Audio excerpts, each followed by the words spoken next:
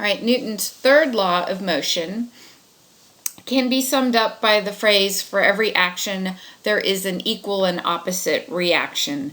That's true in physics. It's also true in life. All right, so let's look at that so far as physics goes. Let's say we take a hammer and we smash a nail really, really hard. All right, so whatever force that hammer exerts on the nail exerts an equal force on the hammer. All right, if you punch a wall, that wall exerts the same amount of force on your hand as your hand exerts on the wall. And you can think about this by thinking, okay, let's say we hit this wall with like, I don't know, 50 newtons of force or something. Okay, think of pounds here. We just pound that wall, right? Well, could you do the same to a piece of paper someone was holding up in the air with nothing behind it? Or a tissue, you know, somebody has a tissue just up in the air and you just pound the crap out of it. Well, can you pound it with 50 newtons of force? And the answer is no, because it can't exert that force back on you. A wall, on the other hand, can. A nail can. So you can only hit as hard as you can get hit back. And the tissue, you know, there's no structure there to really hold that 50 newtons of force. So you can't exert that kind of force on a tissue. You can on a wall. All right, so let's say we have two people pulling on a tug of war here. And the question is, who's feeling more force? And the answer is they feel the same force, right? It's the same force until one accelerates into the direction of the other. When they're just standing there and they're not moving, they are feeling the exact same force. This one will just aggravate the crap out of you. So let me explain it like this. And this is the equal and opposite. But imagine if I had, this is 10 newtons here, 10 newton weight here, and a 10 newton weight here. And this is a spring scale that's reading in between the two of them. And everyone wants to say this reads 20 newtons. The answer is it reads 10 newtons, and it just aggravates the crap out of people. But the way to think of it is this. If this were a wall here, get rid of this 10 newton thing, all right? Put a wall here. And all we have now is 10 newtons hooked to a spring going this way, okay? We got this 10 newton, and all this does is change the direction here. This pulley is doing nothing but letting it hang so that the full 10 newton force can be exerted on the string, all right? And remember, we have a wall here. This eye hook is just hooked to a wall. Then we can clearly see that the spring would read 10 newtons, right? It's hooked to a wall. The wall is not moving, and it's just supporting this spring scale, and this 10 newton force here is going to read 10 newtons. All right. Get rid of the wall. Get rid of the wall and add this 10 newton force here. And again, all this 10 newton force does here is the same thing that the wall was doing 2 seconds ago. It supports this side of it, and this can read 10 newtons. You can run this backwards, by the way. You can imagine the wall here and this one pulling. It doesn't make any difference. But either way, you're not getting 20 newtons of force. You're only getting 10 because this one just supports here, and it gets pulled with 10 this way, or this one supports here, and we pulled 10 with this way. If this were less, if this were 5 newtons, we know that this whole thing would just shift and move, right? It would just get pulled to the left. Or if this were 5 newtons over here, the whole thing would just get shifted to the right. So this one tends to trip people up, but this scale only reads 10 newtons. Okay, so when we talk about equal magnitudes, we're going to be talking usually about newtons. Again, think pounds, like how much force is applied, a spring scale. That's going to give us equal magnitudes. Okay, so when we talk about the expression of the third law, to every action there's an equal and opposite reaction. Let's think about the word equal. We just saw that equal means magnitude, all right? And when we talk about an action, we're talking about some kind of force, all right? We're going to add a force to it, and we're going to have a reaction. So it's going to be equal in magnitude, and forces are this is all vectors. So when we say opposite, and you say, well, what do we mean by opposite? Well, usually it just means the opposite direction. If something's hit one way, then the responding force is going to be the opposite direction. All right, so here are some action-reaction pairs. So for every action, there's an equal and opposite reaction. And before we look at these individual things, I really want to talk about defining our system so that we think about things in what's called a closed system, all right? Meaning when we look at the tire pushing on the road and the road pushes back on the tire, we want to stop there. We don't want to include, the earth and the sun and the universe and the galaxy far, far away and blah, blah, blah, blah, blah. You really want to just look at this as what's called a closed system. And as we do this more and more, you're going to have to get used to that idea more and more, that we need to define our system, define it, and then stick within that. When we look at, life on Earth flourishes, and they say, oh, well, that breaks the laws of thermodynamics. No, it doesn't. We have the sun that keeps pouring energy. We are not a closed system. We are an open system. We get energy from the sun. All right, so you have to be careful in physics when we look at systems. How far do we want to go? Well, let's just define it so we don't go too far. So for the first example, I really want to just define the system as the car and the road. I'm not going to worry about the ground, the river next to it, a bridge, or anything else, all right? So, car's obviously going this way. There's some kind of acceleration going on. If there's acceleration going on, there has to be a force. That force is going to be the tires pushing on the road, and the tires are going to push on the road with the exact same force that the road pushes back on the tires. And if the road can't push back on the tires, you start skidding. That's what happens on ice. You hit some black ice, you skid. There's no push there. But, on regular asphalt, the tire pushes on the road pushes back on the tires. All right, let's look at this closed system. This is a rocket, and in this case, this gas is rapidly expanding. This is going to push the rocket this way, and the gas is getting pushed away from it. Equal and opposite, all right? And we're just defining this as our system, all right?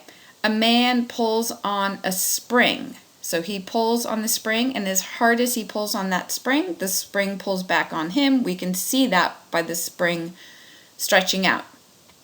Now, this one's kind of fun because we drop a little tiny ball, okay? And clearly there's a force acting on the ball. Here's the fun part, and the ball falls because of the force acting on the ball.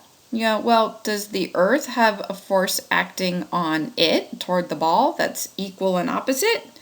Yes. Yes, it does. It's just that you don't see it because the earth is oh so massive that F equals ma, that mass is huge, so the acceleration is like way negligible, but it's there. It is actually there. There is a pull between two objects that is equal and opposite. That is always true. It's just that we can't see it because of the size of the earth. All right, so let's happen. We got two guys on a skateboard. Mr. A is clearly skinny. Mr. B, not so much. Okay?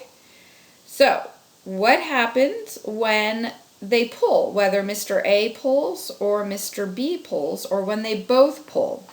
All right, well, all we have to do is look at the mass. And you look at the mass, and we know that we're going to exert a force, and we're going to get acceleration due to that force. Okay, so who is going to move faster? Who's going to accelerate the fastest? Force equals ma. Think about the acceleration. The smaller the mass you have, the greater the acceleration. So if one of them's pulling, you have a certain amount of force exerted, force X. If both of them are pulling, that's 2x. That's twice the amount of force exerted. So the acceleration should be twice the amount. All right, same thing when you push off of something. Whether you're pushing, you should have an equal and opposite repulsion if you had two people of the exact same mass. If you could do that, then you would see they move apart equally. If you have somebody who's twice the mass, then they're going to move half. The acceleration on them would be half. Okay, let's look at human motion. When we run and when we jump, there's two different axes going on here. We have the x-axis where we are going to push ourselves forward horizontally. We're moving in the x-axis. And then you have the y where we're going to jump straight up, right? We're going to push against the earth and jump straight up. And those are kind of two different things. For a person who's walking, running, or jumping, you're going to look at the forces on that person. Let's look at the forces on the person. You have gravity always down, right? Gravity always down, down, down, down forever. You have the support of the floor. That normal force that holds up against you, that's going to be up. And then you have the friction of the floor. So you could stand on ice. You might even, if you were really talented, be able to jump straight up. But it's the friction force that allows a person to walk, right? Push off with your toes and move horizontally. Okay? So when we look at those forces, gravity is the constant, but the force exerted by the floor can increase in reaction to the person exerting a force on the floor. And we know from experience that the better grips your shoes have, the more force you can exert. If you have really slippery shoes, you cannot exert that horizontal force. But if you have nice tread on your shoes, you're good to go. You can push off. Okay, so let's look at walking forward, right? Same idea. When the weight is on the back foot, it acts by pushing back on the floor. Floor pushes back equally. And the reaction is the friction of the floor, which pushes your body forward, right? So you push back. The friction, remember, always opposes, which means that accelerates you forward. The pushing, you push backwards, it accelerates you forward. This is sometimes why people, I don't know if you've ever watched people learning how to ski. I've had opportunity to watch people learning how to ski. And sometimes they just want to lean really far forward, and there's not a lot of friction, and the farther forward you lean, it actually shoots your skis backwards. And if you lean really far backwards, it shoots your skis forward. So it's a little counterintuitive. You think you're going to, lean back and slow down, but by leaning back, your skis actually shoot out forward. All right, jumping is just a downward push on the ground. Okay, that's your action, and the ground pushes you up. Now, the reason we bend our knees is because the longer we're in contact with the floor, the more acceleration we can get. Okay, so why don't these forces cancel? Oh, well, they're equal and opposite. That would be zero, right? Equal and opposite should always be zero, but it's not because, all right. This is a nice example to look at defining our system again, all right? So we have a kid, little Miss A, pushing on the car. Now, when we look at her, we need to include the floor because for her to push that cart, she's going to be pushing against the floor, all right? When we have the other kid in there, I used to have a kid, this is kind of funny. He had this little car that he'd sit in and his feet couldn't reach the ground and he would just rock back and forth wildly trying to go somewhere, but of course he couldn't because, you define that system as just the car. He couldn't reach the ground to exert force anywhere. Yeah, I just kind of sat there and laughed. But fortunately, his big brother would help him out.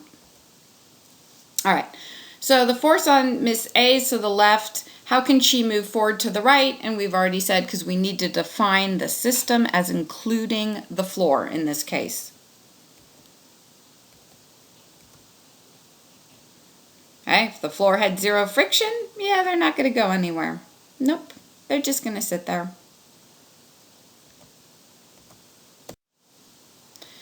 All right, Miss B also pushes the car. Can she move the car by herself? Yeah, that was the case of my kid who couldn't reach the floor. Kind of sad. Anyway, she's not going to ever go anywhere because there's no outside system she's pushing against, so she can push against the little car and it pushes back against her. And remember we said, well, these things never cancel out to 0, but in the case of this system, it's canceling out. She's not going anywhere because she's not pushing against the floor. It can't push against her.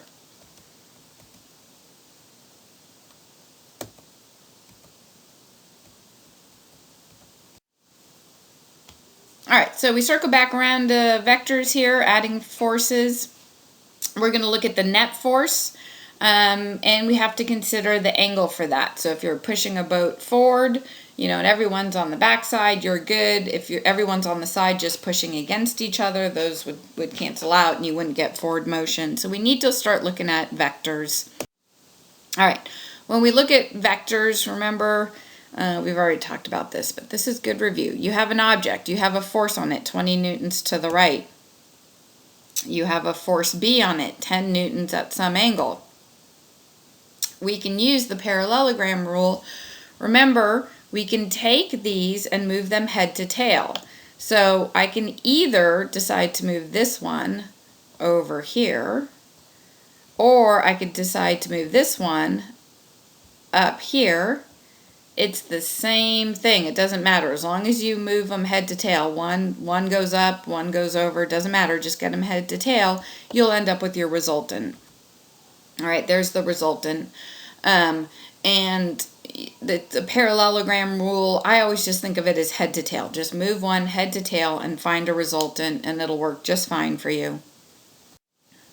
Okay, so nice example of vector analysis is if you have a bowling ball sitting on a line and you try to straighten that line. And at first it's kind of easy as you get a little straighter, but pretty soon the closer to straight you get, the harder it is you are pulling. And the vectors will show why that's the case. So as the angle gets smaller, you have to pull much, much harder. Not just a little, much, much harder. All right, so you have the case here where you have 10 Newton weight, and when these are basically straight up and down, all right, not quite on the left here, but let's say they're just straight up and down. They're each supporting half of this. They're each going to read just about 5 newtons, maybe just a touch over. But as you try to straighten that line out, you have to pull much, much harder. All right, so 15 newtons, and then it's going to get even harder. All right, so let's look at it. We have the weight pulling down, all right? If we have a small angle, the pull up is fairly small. And there you get your resultant, right? If we move those vectors head to tail, you can see, easy way to think about this. Remember, arrows make a difference. So the length of this arrow represents the magnitude of the weight. The length of this arrow needs to represent the amount of force that has to be applied to it to hold it up using the rope, all right? So if we move these head to tail, take this one and move it over here, we can see that the pull here doesn't have to be very big, right? I mean, that's it, and you're good to go. But let's see what happens when we have ones that are pulling farther out. All right, to pull here, and the length of these arrows, again, represents a real magnitude. All right, to get this, right, if you're pulling out this direction, to take this one and use the parallelogram rule and put it here, because you can only move it up in a parallelogram, you will see that it has to be quite long to reach this length here. What we do in our head is take this one here, right? Take this one here, this purple one, and imagine moving it right up here, okay? So now it's right up here, and we've used that parallelogram rule, or what I call the head to tail rule, and we see that now it equals this force. But wow, that's a lot of pull, because this length of this arrow represents the magnitude. So you look at this, and this is at least 3 times as long as that. Okay, so remember this one, we already looked at this, but we're going to look at it a little again. I want you to think about the vectors. Nellie Newton hangs motionless by one hand from a clothesline as shown. Which is on the verge of breaking? Which side of the line? Which one's most likely to break? So we look at it, and you can see that that arrow, the upward force, and again, we can use the parallelogram rule. We can take this green line here, move it head to tail, and that resultant would be this purple line.